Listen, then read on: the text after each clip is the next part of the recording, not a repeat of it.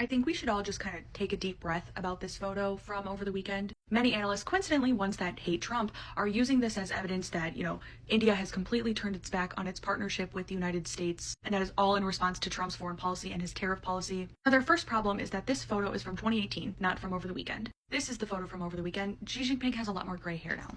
But why does it matter? Why should you care if the leader of India is talking to Russia and China?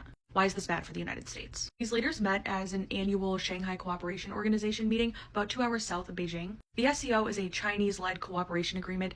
They're trying to make it similar to NATO, except it's not really a military alliance. Also separate from BRICS, which is trying to push for a multipolar world, obviously led by Brazil, Russia, India, China, and South Africa. Russia, India, Pakistan, Iran, and most of the stands like Kazakhstan are all part of the SCO. This organization has been around since really the end of the Cold War, but it doesn't really do anything.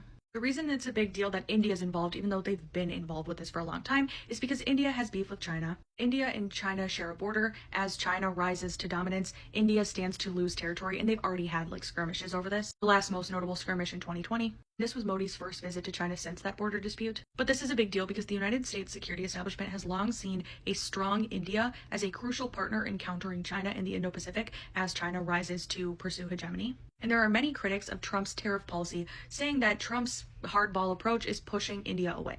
And using India as a partner in the Indo-Pacific was seen as so important by the security establishment, including Trump, who had great relations with India in his first term, that he solidified India's entrance into a formal agreement called the Quad between the United States, Japan, Australia, and India, and it's a security and economic cooperation agreement. But now, due to tariffs, India seems to be pulling back towards the Russia-China side.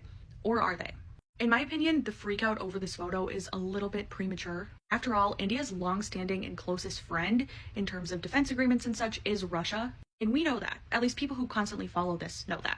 Despite this meeting and this photo being taken, Putin is still suffering losses on the battlefield in Ukraine. Modi has no way to escape Trump's tariffs. China is still undergoing a property collapse. The SCO Bank and the BRICS Bank are nowhere near competing with the US dollar or the IMF. This meeting also does not settle any of the numerous border disputes, including between China and Russia and China and India. And what nobody's talking about is right before Modi went to China to visit Xi and Putin, among the other leaders, he went to Western aligned Japan. So in my opinion, people freaking out about Modi's visit to China and that photo taken with Xi and Putin is more about, people trying to sensationalize headlines saying that Trump is causing the fall of the West, when really it's a continuation of the same old, same old. India has always been multipolar aligned, and I'm begging people to understand the United States wants a strong India to be partnered with that can take on China and Pakistan. They did not show that they can do that in the latest skirmish with Pakistan in May.